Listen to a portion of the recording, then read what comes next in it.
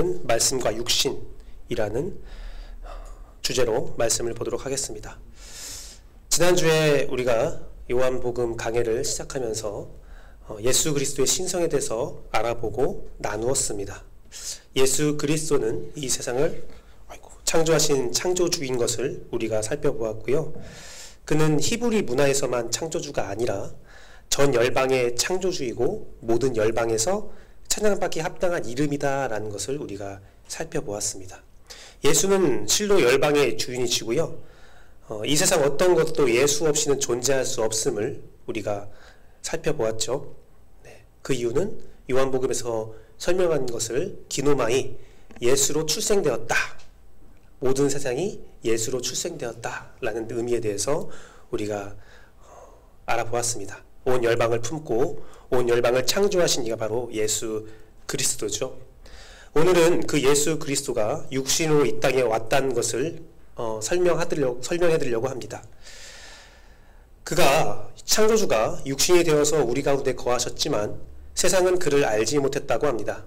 이것은요, 단순히 예수 그리스도를 공생의 기간 동안에 사시면서 그 30년의 인생 동안에 사람들이 예수를 알지 못했다라는 게 아니에요. 그림에 보는 것이 바로 예수님께서 탄생한 그런 집들의 모형에 대한 모습이 있는데요. 예수님께서 인간으로 오셨기 때문에 그 30년 동안 삶을 살면서 예수님께서 사람들에게 부정당했다라는 단순한 그 말이 아니라 오늘 요한복음에 설명된 것은 오늘날까지 포함된 모든 자들이 예수를 거부하고 있다라는 겁니다. 요한복음이 쓰여진 당시는요, 언제였냐면요, 예수님께서 태어나신 이후 주후 60에서 100년으로 알려져 있어요. 60년 혹은 100년.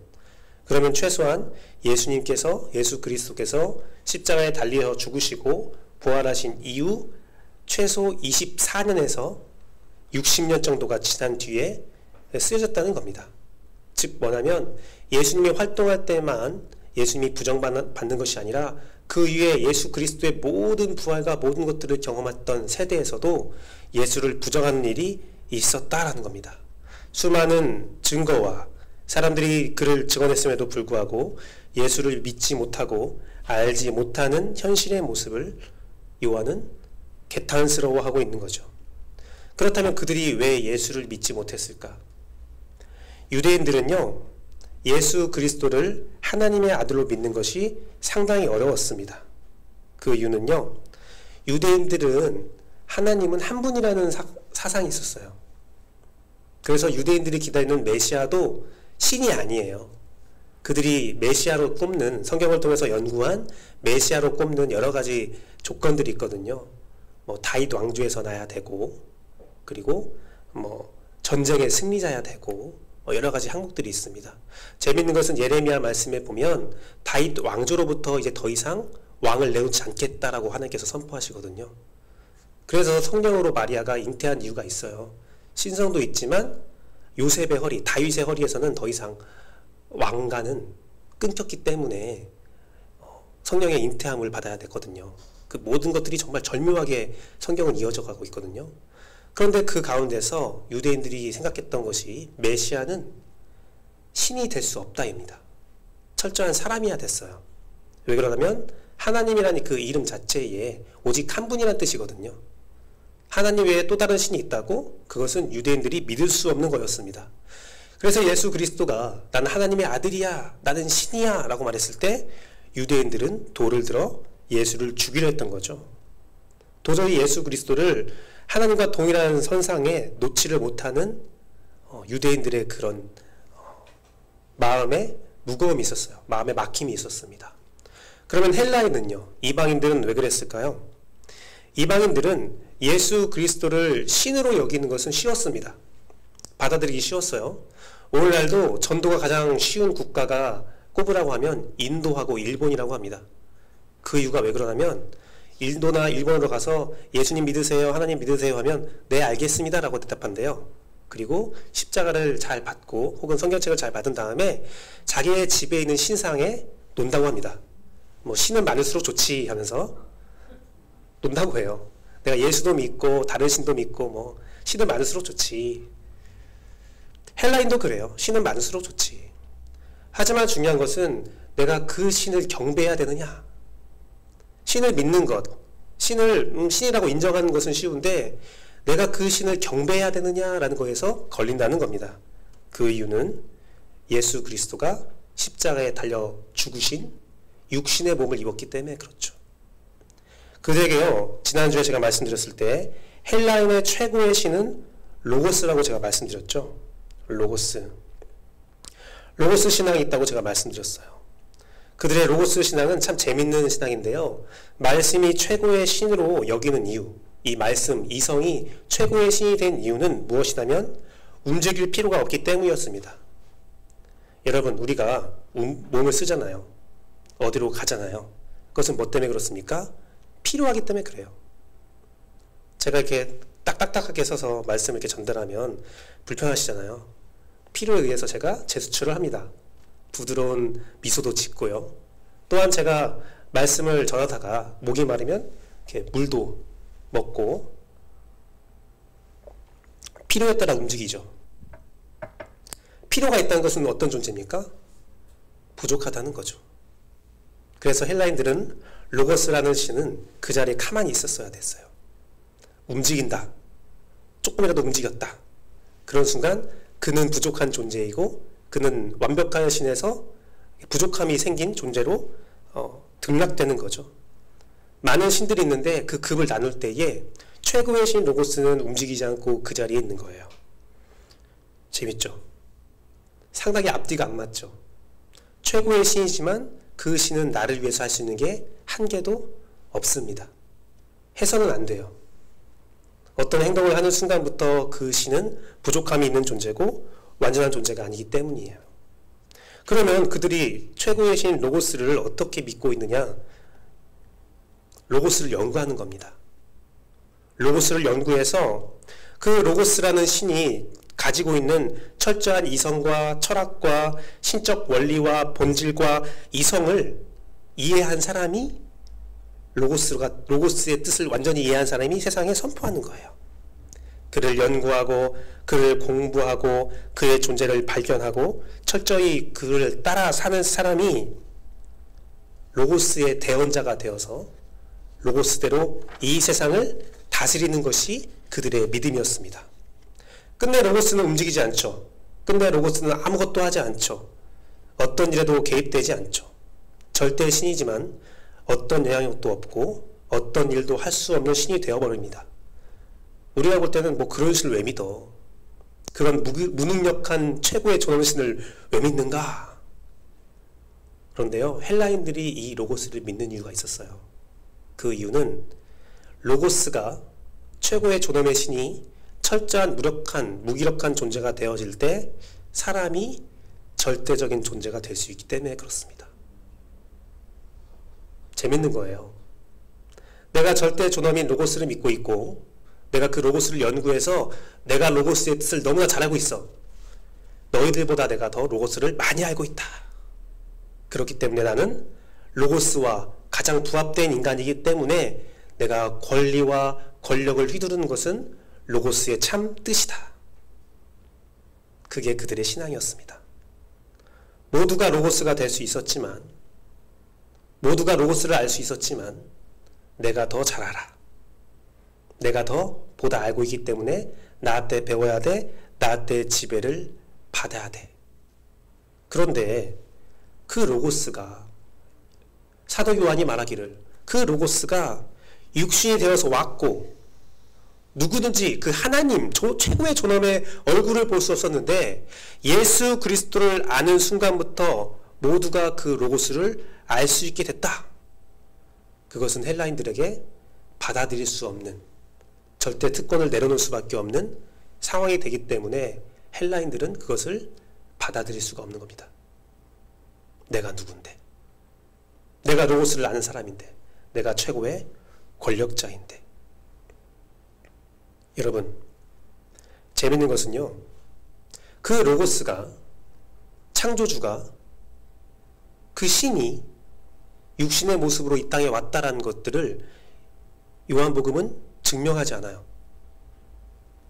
어떤 이유로, 어떤 과정을 통해서 예수가 왔다라는 것은 증명하지 않아요. 그냥 믿어야 된대요. 제가 요한복음은 창세기와 연관지어서 해석을 해야 될 부분이 있다. 1장은 그럴 부분이 있다고 제가 말씀드렸죠. 창세기도 그렇습니다. 태초에 하나님이 천지를 창조했다. 거기에는 어떤 이유도 없고 어떤 연관관계도 없고 그냥 믿어라라고 합니다. 그게 왜 중요하냐면 태초에 하나님이 천지를 창조했다라는 그 믿음이 없으면 그 다음 장을 넘어갈 수가 없습니다. 그 다음 장은 다 거짓말이에요. 믿을 수 없는 이야기입니다. 태초에 하나님이 천지를 창조했다라는 믿음이 있어야 성경이 비로소 믿어지는 것이고 성경의 마지막 말씀인 주 예수여 어서 오시어서 우리를 심판하라는 그 말도 그 고백도 이루어질 수 없는 겁니다. 요한복음은요 애초에 예수 그리스도가 육신을 입고 이 땅에 왔다라는 것을 그냥 믿어라 라고 선포하는 겁니다. 예수의 신성도 그냥 선포하고 있는 거고 그 신성을 가진 예수 그리스도가 이 땅에 온 것도 그냥 믿으라라고 권면하는 겁니다. 유대인들, 헬라인들 왜 예수를 믿지 못한지 내가 알고 있어. 하지만 이러이러하기 때문에 예수를 믿어야 돼. 아닙니다. 그냥 믿으라는 거예요. 그냥 믿으면 하나님의 자녀가 되는 권리를 그냥 주겠다라는 겁니다. 유대인이나 헬라인이나 절대로 믿을 수 없는 이 사실을 믿기만 하면 하나님의 자녀가 된다는 권세. 그 권세가 무엇인지를 오늘 여러분에게 말씀드리고자 합니다. 그 권세가 어떻게 예수 그리스도의 인성과 만나서 여러분에게 어떤 작용을 할지 오늘 말씀을 기대하기를 소망합니다. 첫 번째는요, 인간 가치에 대한 인식이 변화됩니다. 당시 인간은요, 아름답게 창조된 게 아니에요. 신화를 쫙 보면요, 인간이 창조될 때요, 인간은 저주받은 존재였어요. 신화를 다 뒤져보면 그래요. 신이 죽으면서 피가 튀겨서 일어난다거나, 죽은 피에서 정액을 뿌렸더니 인간이 일어났다거나, 그런 식입니다. 또, 고대 메소포타미아의 신화에는 뭐냐면, 인간을 창조한 목적이 절대 신이 있고, 창조주 신이 있고, 그 밑에 여러 직책의 신들이 있는데, 신인데 일을 해야 되는 거예요. 신인데 자기 위에 상위 신을 섬기기 위해서 일을 열심히 해야 되는 겁니다. 그게 너무 불편한 거예요. 난 신인데 왜 내가 일을 해야 되지? 그래서 절대 신이 말합니다. 그러면 네가 노예로 부릴 어떤 존재를 만들어. 그래서 인간이 만들어진 겁니다. 인간은 철저히 신만을 위해서 섬겨야 되고 신만을 위해서 일을 해야 되는 존재예요. 그런데 재밌는 것이 그 많은 인간들 중에서 아주 소수가 신의 축복을 받고 태어납니다. 영웅, 왕. 그래서 이 세상에서 그 고대 신관, 그 종교관으로 봤을 때 이 모든 열방에서 축복받는 사람은 소수예요. 영웅이거나 왕이거나. 그래서 그 영웅과 왕은 신적인 권위를 다 부여받는 겁니다. 내가 신에게 축복받기 때문에 내가 신께 축복받는 나를 너희가 잘 섬겨야 신을 잘 섬기는 거야. 인간의 가치가요, 노동으로 연결됐어요. 그 노동이 나를 위한 노동이 아니라 영웅과 왕을 위한 노동으로 연결되었습니다. 그래서 인간들은 태어났을 때부터 죽을 때까지 끊임없이 일을 했어야 됐어요. 그 일이 나를 어떻게 윤택하는 것이 아니라 영웅과 왕을 위해서 노동을 했어야 됐어요. 그게 하나님께 축복받는 방법이었습니다. 신에게 축복받는 방법이었어요. 신은 더욱더 강한 존재로 만들기 위해서 성전을 더 높게 진다거나 엄청난 제의와 제사를 드린다거나 왕권과 영웅의 그 권리들을 높인다거나 나를 위한 것은 하나도 없었습니다. 그게 인간의 가치였어요. 인간은 철저히 버림받은 존재였죠. 하지만 하나님은 이와 같은 상식을 완전히 바꾸어버린 겁니다. 그 시작이 언제인 줄 아십니까? 그게 바로 출애굽이에요. 출애굽 때를 보면 하나님께서 창조하셨을 때에 창세기 말씀은 하나님께서 창조한 인간들이 어떻게 하나님의 창조의 질서를 파괴하고 있는가를 보여주는 게 창세기라면 출애굽기는 그런 파괴된 그 조직 가운데서 하나님이 만드신 그 인간이 얼마나 피폐하게 핍박받고 있는가를 보여주고 그 가운데 하나님께서 가장 핍박받고 있는 한 민족을 택하여서 가장 존귀하게 만드는 모습을 보여주는 것이 바로 출애굽기예요. 가장 철저히 탄압받고 있던 그 지하의 계층, 그 계층이 주 안에서 존귀해져 가는 것이 바로 출애굽기라는 겁니다. 축복받지 못하는 사람들이었어요. 그들이 믿는 신의 이름도 알지 못했어요. 하지만 하나님께서 그들을 통해 어떻게 합니까? 가장 강했던 이집트의 왕을 무너뜨립니다. 그리고 나아가 땅을 취하게 됩니다. 그리고 하나님의 율법을 받아서 하나님의 뜻을 이 땅에 실현시킬 수 있는 존재가 됩니다. 모세가요, 처음에 출애굽에 등장할 때는 어떤 모습입니까? 굉장히 영웅의 모습이에요. 모세의 출애굽기에 나오는 모세의 이야기를 보면요, 그 당시에 있었던 영웅 이야기와 너무나 흡사해요. 태어났을 때부터 고난을 받죠. 그러다가 신적인 고난으로 살아납니다. 그리고 왕의 후손이 되어서 왕의 교육을 받습니다. 거기까지는 세상의 교육과 똑같습니다. 세상에 제시하는 영웅권과 똑같습니다. 하지만 여기에서 조금씩 틀어지기 시작하는 거예요. 그런 모든 권위와 능력을 받은 모세가 자기의 힘으로 어떠한 역사를 일으키려고 가장 왕성한 나이에 일을 하려고 하자 어떻게 됩니까? 실패합니다. 실패하고 하나님께서는 그를 아주 노인네로 만들어버리죠. 노인네로 만들고 아무것도 없는 자리로 만듭니다. 그 용맹했던 모세가 하나님을 처음 만나서 내가 너를 선택하여서 이스라엘 민족을 구원할 거야 라고 말할 때 모세가 뭐라고 고백합니까? 주여, 나는 안 됩니다. 하지만 하나님은 그러한 때를 기다린 거예요. 가장 처절히 낮은 자가 가장 높은 자를 무너뜨리는 것. 그러므로 그 당시에 보편적으로 갖고 있었던 신관인 낮은 자는 높은 자를 위해서 섬길 때 그의 존재가 가치가 있다라는 그 이야기를 완전히 바꾼 거죠. 그러면서 하나님께서는 이스라엘 백성에게 선포합니다. 나는 과부의 하나님이요 나는 어린이의 하나님이다. 너희가 멸시한 자가 내가 축복하는 자고 그러한 자를 너희가 섬길 때에 나를 온전히 섬기는 거야. 그게 하나님입니다. 더 나아가서 하나님은 신약시대에 이르러서 예수 그리스도가 직접적으로 사람이 됨으로써 인간이 얼마나 존귀한 존재인지를 알게 하신 거죠. 하나님을 본 사람이 없지만 예수 그리스도를 통해서 하나님을 볼 수 있게 되었다라는 것은 저 인간의 모습이, 내가 보는 사람의 모습이 하나님의 형상이구나. 창세기에 나왔던 내가 하나님의 형상으로, 나의 형상으로 인간을 지을 거야 라는 것이 어떤 의미인지 우리에게 알려주고 있는 겁니다. 예수 그리스도는 인간을 향한 하나님의 사랑, 인간의 존귀함을 세우기 위하여 이 땅에 오신 것입니다. 언제 오셨냐? 우리가 아직 죄인 되었을 때에. 우리가 아직 죄인 되었을 때에 그리스도께서 우리를 위하여 죽으심으로 하나님께서 우리에 대한 자기 사랑을 확증하셨느니라.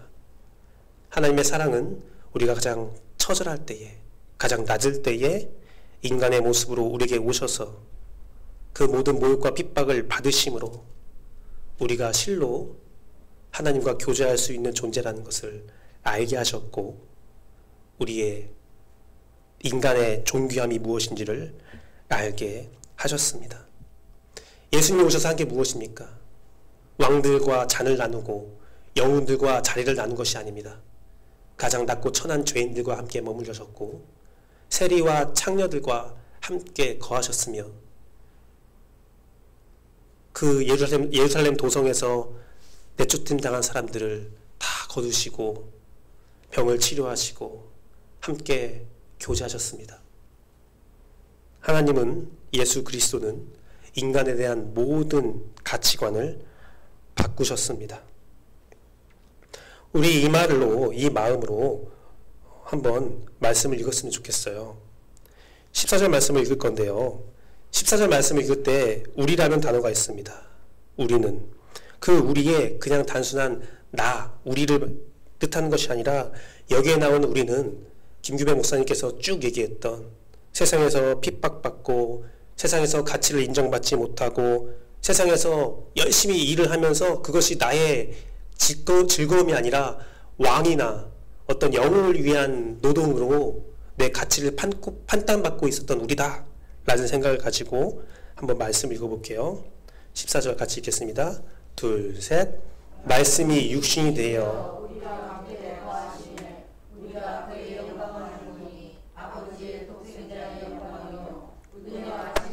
충만하더라. 그냥 단순히 우리를 볼 때 우리는 존귀한 존재야, 우리는 사랑받는 존재야 하고 14절을 읽었을 때와 그 당시 사람을 바라보는 관점으로 우리는 철저히 낮은 존재고, 우리는 신에게 저주받는 존재였고, 우리의 절대 가치는 신에게 축복받는 저 왕을 섬길 때에만 우리의 가치가 인정받는 거야 라는 마음으로 이 14절 말씀을 읽어볼 때랑 느낌이 다를 거예요. 예수가 그렇게 오신 거예요. 예수 그리스도가 그러한 우리에게 오셔서, 당연히 예수가 왔다면, 창조주가 왔다면 왕에게 가야 되는데 이런 우리에게 왔다는 것이 정말 큰 영광이고 정말 큰 은혜이고 정말 그것이 진리가 되기를 간절히 바라는 마음으로 요한복음을 접하라는 겁니다. 예수 그리스도를 그렇게 접하라는 겁니다. 우리 안에 이 은혜와 이 영광이 진짜 진리가 돼야 되는 겁니다. 이게 진리가 되지 않는다면 우리의 가치는 말할 수 없는 것이에요. 우리는 다 동일한 사랑을 받았습니다. 사람은요, 그 지 여하에 따라서 사랑이 달라지는 게 아닙니다. 우린 다 똑같은 은혜를 받고 있는 겁니다. 예수 그리스도의 인성이 주는 복음이 바로 이것입니다. 우리는 다 똑같다. 우리는 다 하나님의 자녀가 되는 권세를 받았다. 지금 옆에 있는 사람과 이렇게 인사했으면 좋겠습니다. 당신과 나는 똑같습니다. 똑같아요. 똑같습니다. 두 번째, 예수 그리스도가 우리에게 육신으로 왔다는 것이 어떤 의미가 있냐면, 그 마음을 가지고, 우리가 똑같다는 마음을 가지고 돌아보면 특정 존재에서 만인으로 끼치는 영향이 있다는 겁니다. 은혜가 있다는 겁니다. 우리나라에는요, 양반 제도가 있었습니다. 최상위 사회 계급인데요. 제가 그 손보고 장로님의 말씀을 듣고 고민을 많이 했어요. 제가 드라마와 영화를 굉장히 좋아하는데 드라마와 영화를 봐야 되나 말아야 되나 고민하고 있었었는데, 녹두꽃이라는 드라마가 있더라고요. 그게 동학 농민운동에 대한 이야기인데, 거기 나오는 양반들과 중인들과 천민들, 농민들의 모습을 보면 정말 화가 막 나요. 와, 여러분들은 모르시겠지만 저는 양반 계급입니다. 저희 집안 왜 비웃으시죠? 저희 양반이었어요. 사실 우리나라에 양반이 아닌 집안이 없죠. 임진왜란 이후로 다 족보 샀다고 하는데 저 진짜 양반이었어요. 양반이라는 교육을 어렸을 때부터 받았는데 그 양반 계급이 정말 나쁜 계급이더라고요. 원래 시장은 굉장히 좋은 계급이었습니다. 그런데요, 그 양반 계급이요, 최상위 사회 계급으로서 인간의 모든 권리를 독점했습니다.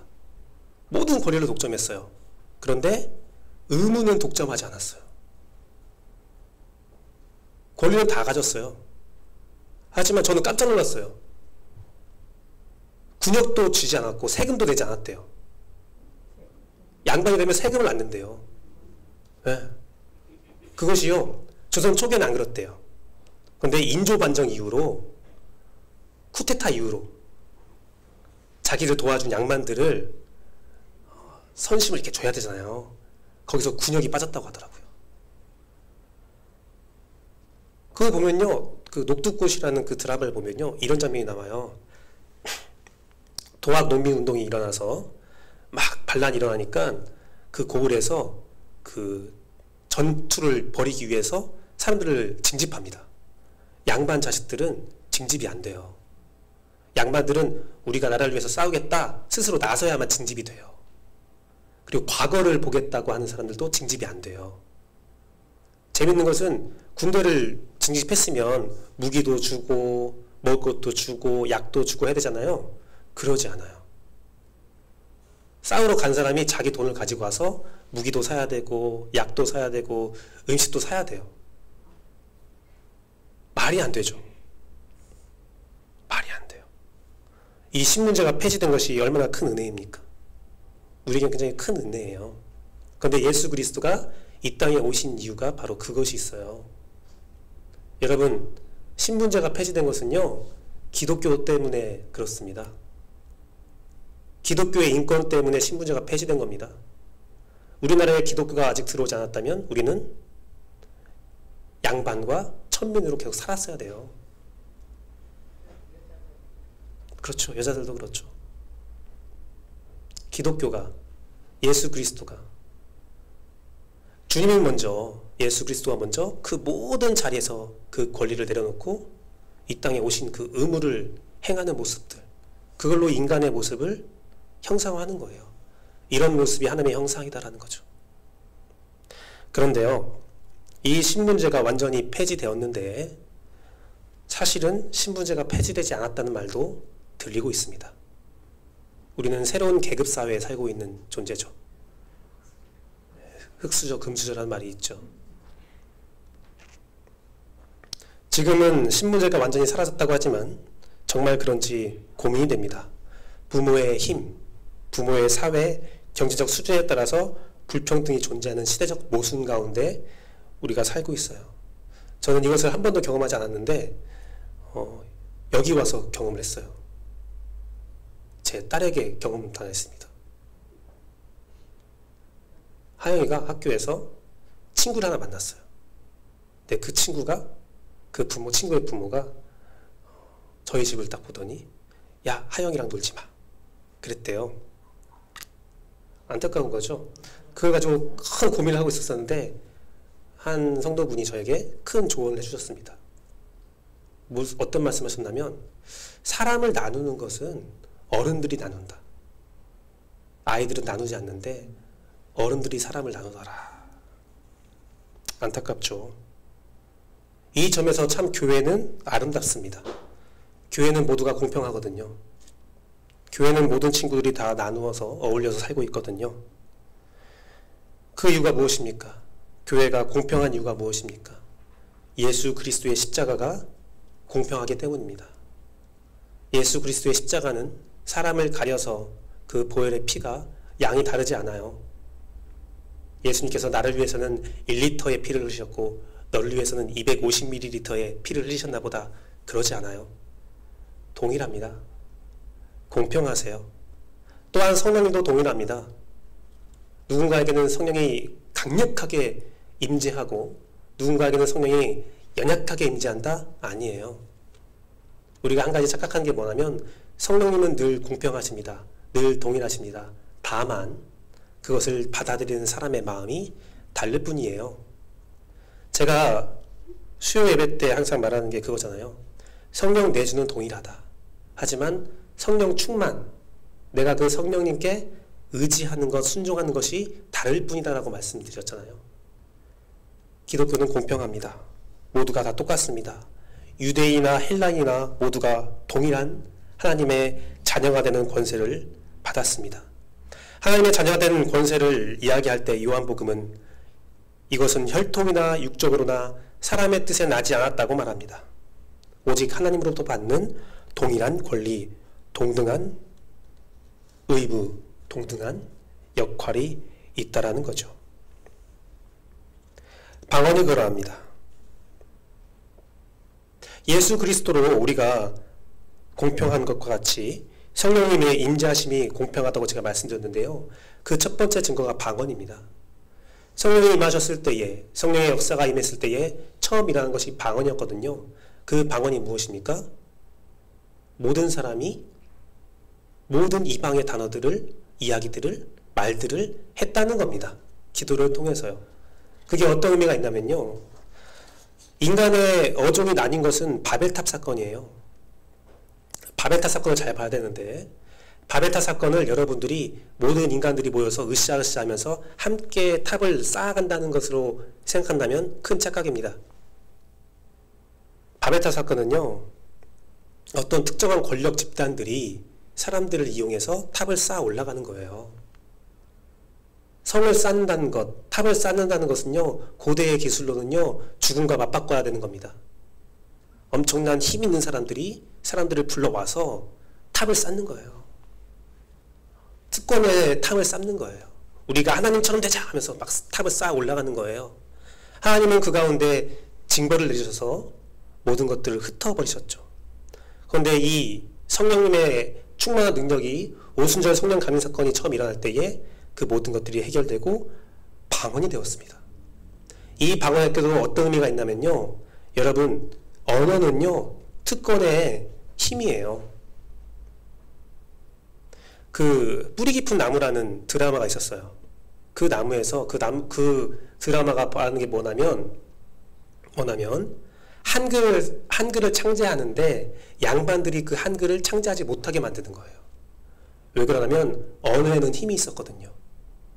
모두가 다 글을 알 수 있으면 모두가 다 과거에 급제해서 모두가 다 자리를 하나씩 차지할 수 있다는 것이 양반들의 생각이었어요.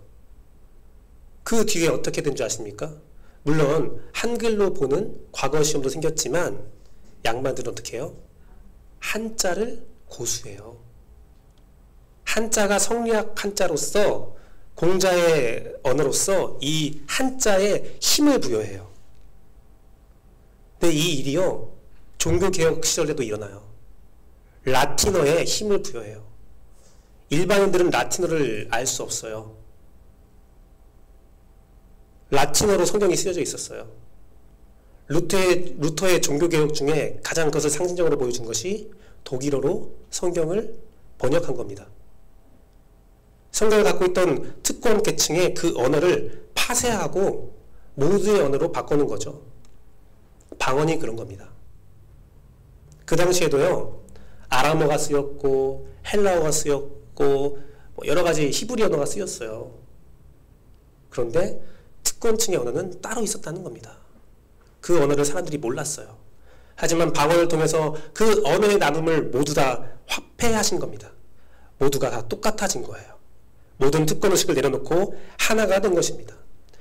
이 사건에서 놀라운 일이 있었습니다. 이 사건에서 우리 모두는 자유와 같음과 존중을 가지게 됐고 그것이 교회 공동체가 되는데 그것을 잘 보여주고 있는 사건이 사도행전에 기록된 아볼로와 그리고 브리스길라 아굴라의 사건이에요. 아볼로는 누구냐면요 알렉산드리아라는 이집트의 대학교 하버드 같은 학교에서 공부한 대학자예요. 아볼로를 우리가 어떻게 할 수 있냐면 바울과 비교됩니다. 아볼로가 바울과 비교되면서 대학자라고 이야기하고 아볼로가 엄청난 학자라고 인정받아요. 아볼로가 그래요. 근데 그 아볼로에게 천막을 짓는 아굴라가 와서 이야기합니다. 네가 하나님의 말씀을 잘 알고 있지만 너는 요한의 침례까지만 알고 있구나.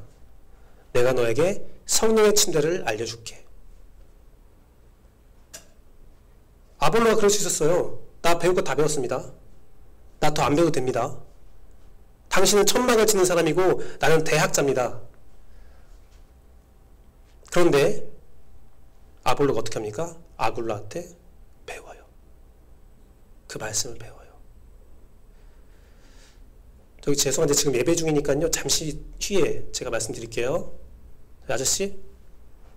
죄송한데 지금 예배 중이니까요. 잠시 후에 저랑 대화 나눠요. 죄송합니다. 좀 잠깐만 기다려주세요. 예. 어디까지? 예, 그런 존재. 그렇죠. 그래서 사도행전의 사상에 이르러서는 모든 사람이 다 똑같아진 거예요. 말할 수 있잖아요. 저 배울 대로 배웠는데요. 저 당신에게 배울 거 없는데요. 그럴 수 있는데 아볼로는 아굴라한테 배워요. 그리고 그가 더 믿음이 성장하는 놀라운 역사가 일어납니다. 그것이 예수 그리스도의 인성에서 나타난 변화예요. 우리가 다 동일한 권세를 가진 동일한 존재가 되는 것. 이게 왜 복음인지 알겠죠? 복음은요 다 똑같아진 거예요. 다 하나가 되는 겁니다. 복음은 달라지는 게 아니에요. 누군가가 특권의식을 가지는 게 아니에요. 저는요 이 복음의 역사가 우리 교회에 있기를 원합니다. 우리 교회는요 학력이 있나 없으나 나이가 있나 없으나 다 동일해야 돼요. 서로 존중하고 서로 느낀 하나님의 마음을 그 이야기들을 행할 수 있어야 돼요. 이게 침례교의 정신이에요. 침례교는요, 완전히 동일한 겁니다. 모든 성도가 다 동일한 거예요. 누구든 자기 의견을 제시할 수 있어요. 누구든 자기 이야기를 할 수 있어요. 침례교는요, 다른 교단에 비해서 가장 위대한 결정이 만인제사장이라는 생각을 저는 갖고 있습니다. 만인제사장. 그런데요, 우리 침례교에서도 이 만인제사장을 잘못 해석해요. 만인제사장을 이렇게 해석합니다. 내가 제사장이 될 수 있어! 죄송합니다. 맞는 말이지만 잘못 해석한 거예요. 만인제사장은요, 어떻게 해석할 때 진정한 가치가 있냐면 너도 제사장이 될 수 있어요. 내가 제사장이 될 수 있어. 내가 위대해질 수 있어. 내가 위대한 하나님의 제사장이야. 그게 아니에요. 너도 제사장이 될 수 있어.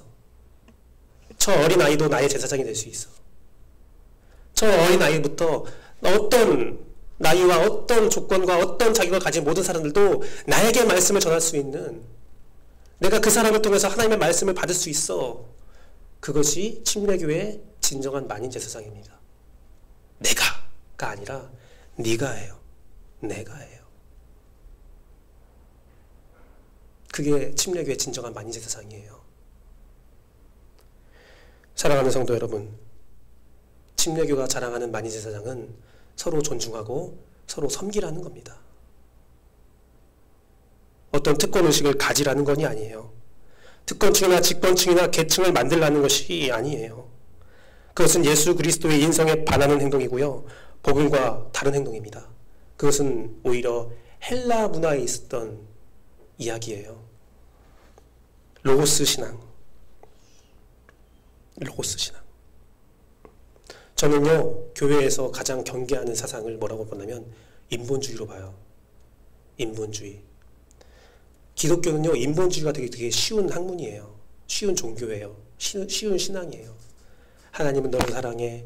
너를 존귀하게 여겨. 너는 하나님의 백성이 돼. 너는 예수 그리스도와 동일한 존재가 돼. 그 말을 계속 들으면 사람이 엄청 높아져요. 엄청 교만해져요. 그게 인본주의예요. 우리의 로고스는 달라야 되는데 우리의 로고스가 헬라적, 인본주의적 로고스가 되는 거예요. 제가 그때 말했죠. 전에 말했죠. 앞에 서두에 말한 게 그들의 로고스는 그들이 연구해서 로고스를 안 사람이 모든 것을 가지는 존재라고. 지금 기독교가 그렇게 되고 있다는 거예요. 내가 특권을 가지고 내가 높아지니까 다른 사람은 존귀하지 않고 다른 사람은 좀 낮은 존재로 보는 경우가 있다면 그것은 예수 그리스도가 이 땅에 오신 예수 그리스도의 인성을 제대로 알지 못하고 있는 것입니다. 그 인성, 예수 그리스도의 인성에 대해서 쉽게 알려면 말씀을 마무리하면서 그 말을 하고 마치려고 하는데요. 제가 쭉 이야기했던 것이 이해하기 어렵다면 오늘 본문에 나오는 침례 요한의 모습을 한번 보십시오. 침례 요한이 침례를 행하자 많은 사람들이 몰려왔습니다. 이 침례의 의미에 대해서는, 왜 사람들이 몰려왔냐에 대해서는 다음 주에 말씀을 드리고요. 많은 사람들이 몰려와서 침례 요한에게 침례를 받으려 하고 그의 영향력에 들어가려고 했어요. 따지고 보면, 그 당시 신학으로 보면 침례 요한이야말로 로고스를 완전히 이해한 로고스적 존재였어요. 그때 침례 요한이 뭐라고 합니까?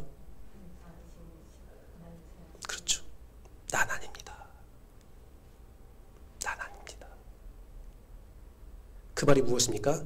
나도 당신들과 똑같습니다. 저를 지도자로 보지 마세요. 저를 영주자로 보지 마세요. 저를 인도자로 보지 마세요. 근데 오늘날 교회에서는 내가 영도자가 돼야지, 내가 지도자가 돼야지, 내가 리더가 돼야지. 그게 아니에요. 우리 함께 다 같은 자리에서 예수 그리스도를 기다립시다. 예수 그리스도가 왕이 됩시다. 재밌는 것은요, 사무엘성에서요, 이스라엘 백성들이 와서 사무엘에게 말합니다. 우리에게 왕을 주세요. 여러 가지 이유로 되지만 그들이 왕을 요구한 이유는 딱 한 가지입니다. 우리를 대표해서 싸울 사람. 뭐냐면요, 난 싸우기 싫어요 예요. 난 싸우기 싫은데 싸움은 있어야 하니 나 대신해서 싸울 사람 한 사람 뽑으시다. 그게 왕의 시초예요. 하지만 하나님께서 말씀하십니다. 하나님이 이미 싸우고 있잖아요. 너희의 왕은 나잖아. 내가 대신해서 싸우고 있었잖아. 하나님이 우리를 위해서 싸우고 있잖아요.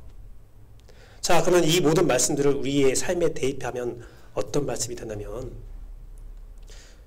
성령님이 우리의 리더가 된다는 겁니다. 우리 각자에 있는 성령님께서, 우리 동일한 성령님께서 함께 있기 때문에 그 성령님을 의지하면 우리가 주 앞에 나아갈 수 있고 우리가 하나가 될 수가 있다는 겁니다. 공동체가 성령의 인도함을 받는 것은 매우 어렵고 시간이 걸리고 연습이 필요하지만 필요한 과정입니다. 반드시 해야 돼요. 이를 위해서 예수 그리스도가 이 땅에 오신 거고요.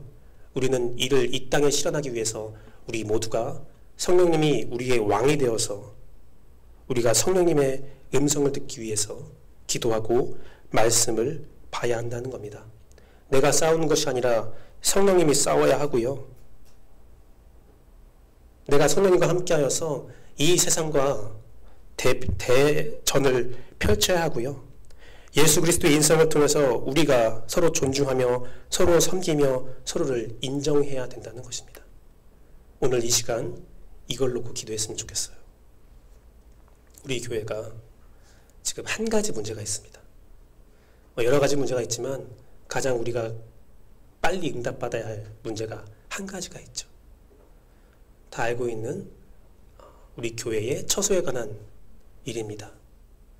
이 일을 위해서요, 우리가 대신 싸울 사람을 정하는 게 아니에요.